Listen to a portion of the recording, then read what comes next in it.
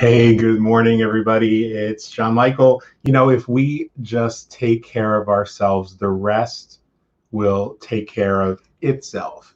Welcome to another installment of A Year of Thinking Magically. We enjoy you or invite you to join us on a thoughtful journey, we hope, toward discovering and reclaiming our power, creating a more magical, more fulfilling, more healthy, and rewarding experience of life. As I said, my name is John Michael Salvato, and I'm going to be sharing with you every weekday in an attempt to share with you just one way in which I'm committed to making a shift in my own personal mindset with the hope that it inspires you to find a way or a place in your own life to make a shift that's meaningful to you. More on that when we come back.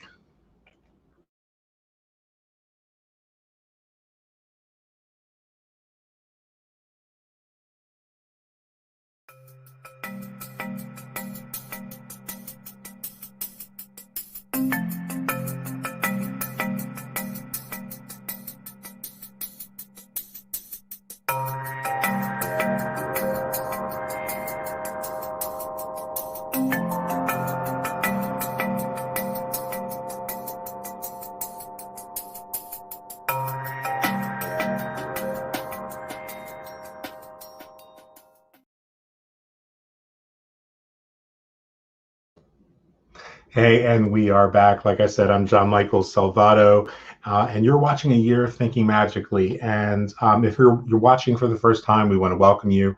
I want to encourage you, if you're watching on Facebook Live, to make sure that you look in the description of this daily post. They happen Monday through Friday at around the same time. And if you look in that description, you'll see there's a link there that you click in order to give Facebook permission so that we know if you want to comment while we're doing this presentation. We know who it is that's commenting, and we can share that on the screen. If you don't want us to share that on the screen, that's quite all right. You don't have to click on that link, and you can still watch and enjoy and maybe comment after the show. So let's go ahead and dive in. The ancient texts tell us that when the young prince Siddhartha left his family's palace, his father's palace, he encountered a person suffering along the road.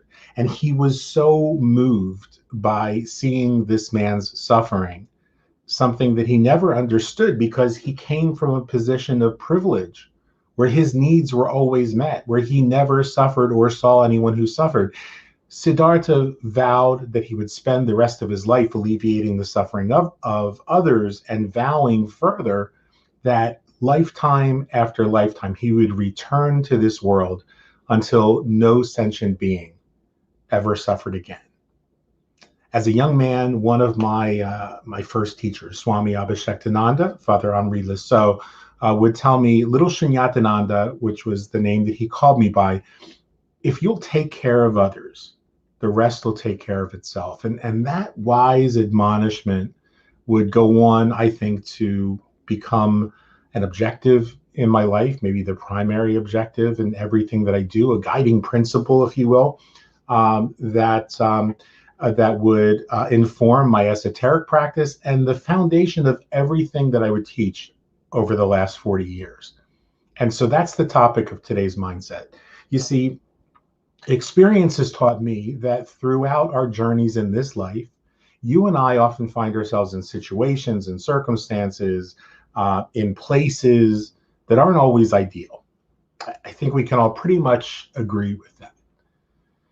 We may realize that we've fallen into the wrong crowd, we've accepted the wrong job, maybe we chose the wrong house or apartment that doesn't suit our needs, moved to the wrong town, or agreed to be part of a project we would later come to regret for whatever reason. And you see, I think the first thing we could do is we can come to this understanding, this awareness that occurs to me, that our lives aren't really the sum of our choices, as some have said, but rather the sum of what we choose to do with the results of our choices.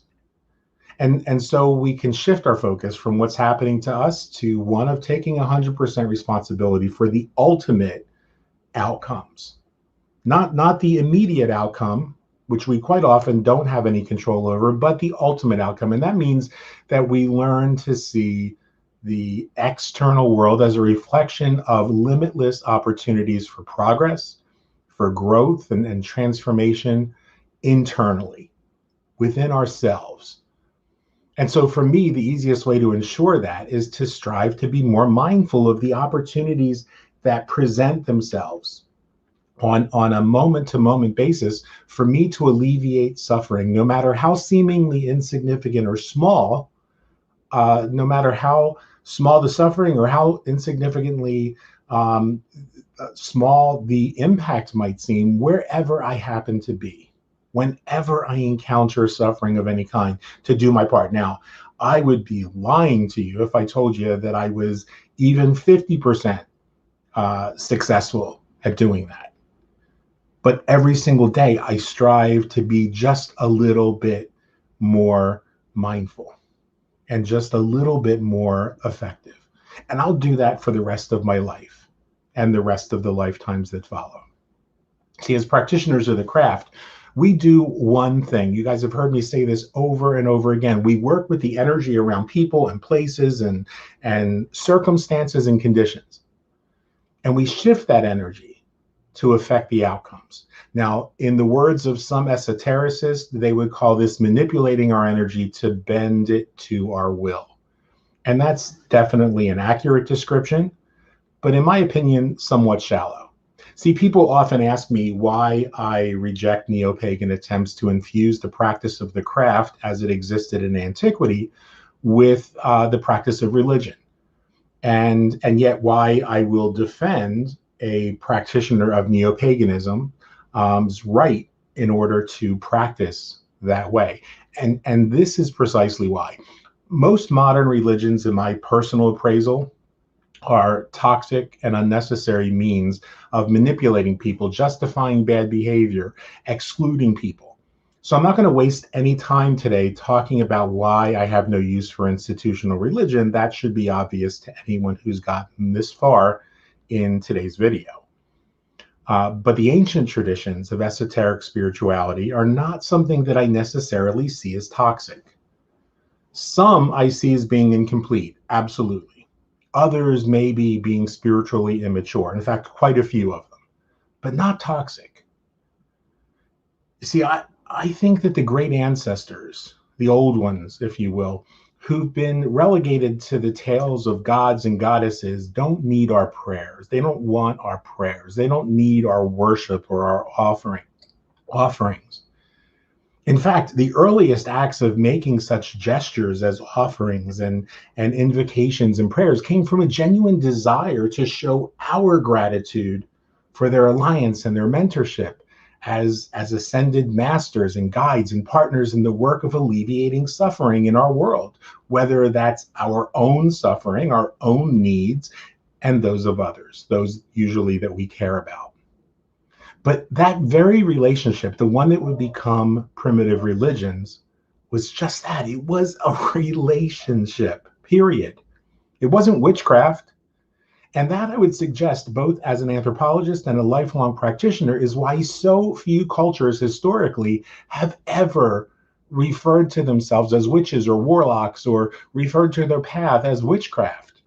You see, I believe that our ancient ancestors understood that their relationships in life included their relationships with others, with their community, their family, their beloved, and also with spiritual energies, with plants and animals and the ancestors, with those that we refer to as the gods. They understood that those were relationships. They understood that among the ancestors were also the great ones, or the old ones, the gods and goddesses, or orishas, beings who existed and live in other parts of this multiverse or on other planes in this cosmos. And I think that they understood that what we now call magic wasn't something that could be confined to a single act or practice, to a ritual or an intention. It was the stuff of life itself. It was the power through which all things are manifest and unmanifest.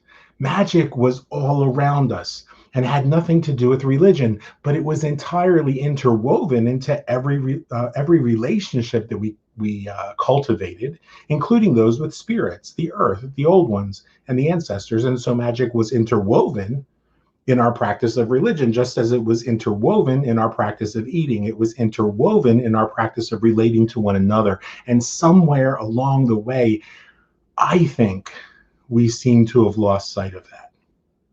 And I just suspect that this is where and when the primitive and spiritually immature began to misinterpret the teachings of their wise ones into what would become corrupted into the tradition of religions. And of course, for many practitioners today, reclaiming the once pejorative words of witch or strega, warlock, and witchcraft, a tiny thread of the remembering, the knowledge that our magic encompasses all that we are and all that we do and all that we become, often becomes the justification for the notion that witchcraft must involve primitive superstition and must involve worship of the gods and goddesses.